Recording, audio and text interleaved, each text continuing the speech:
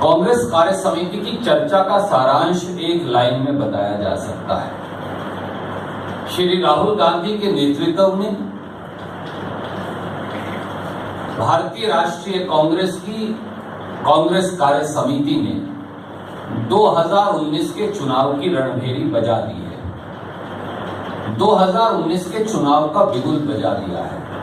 कांग्रेस जनों और देश को आगाह किया कि आज के मौजूदा माहौल में देश की आकांक्षाओं को कुचला जा रहा है, उम्मीदों को तोड़ा जा रहा है, प्रजातंत्र को दबाया जा रहा है। भारतीय जनता पार्टी, उन्होंने कहा, संस्थाओं, समूहों, व्यक्तियों, हर चीज पर अतिक्रमण और आक्रमण कर रही है।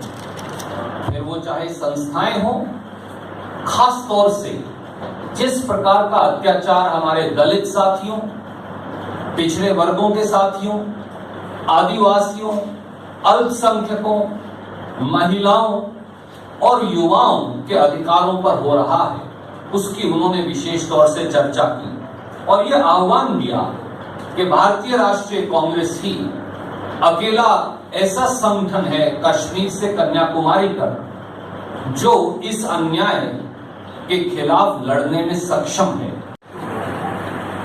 अगर ऐसा ना होता तो मैं याद दिलाऊं, शिवसेना ने एनडीए का वो घटक है जिन्होंने एनडीए को बनाया था। आज शिवसेना कहां है? वो अनाउंस कर चुके कि वो भारतीय जनता पार्टी के साथ मोदी जी के नेतृत्व में नहीं लड़ेंगे। बीजेडी और टीडीपी, दो बड़े रीजनल राजनीतिक दल एनडीए की कॉन्स्टिट्यूटिंग पार्टीज हैं, दोनों आज उनसे अलग हैं। धीरे धीरे केवल मोदी जी और अमित शाह दो व्यक्ति ही बच जाएंगे। मुझे लगता है भारतीय जनता पार्टी के लोग भी उन्हें छोड़ जाएंगे, क्योंकि अब बीजेपी नाम की कोई चीज बची नहीं। भारतीय जनता पार्टी का विलय 2014 से पहले ही मोदी जनता पार्टी में हो गया था। तो अब मोदी जनता पार्टी चुनाव लड़ेगी, क्योंकि भारतीय जनता पार्टी नाम का कोई राजनीतिक दल का अस्तित्व नहीं बचा है।